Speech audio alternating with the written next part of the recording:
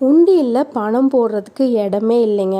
ஆமாங்க, 1 வருஷம் ஆயிடுச்சு இந்த உண்டியல் சேர்த்தி. என்னோட சப்ஸ்கிரைபர் ஃபாலோவர்ஸ் எல்லாத்துக்குமே தெரியும், பாப்பாவோட ஒவ்வொரு வருஷம் பர்த்டேக்கு இந்த மாதிரி உண்டியலில் சேர்த்துன அமௌண்ட்டை உடச்சி அவளுக்கு நகையாக வாங்குறது வழக்கம் உண்டுங்க.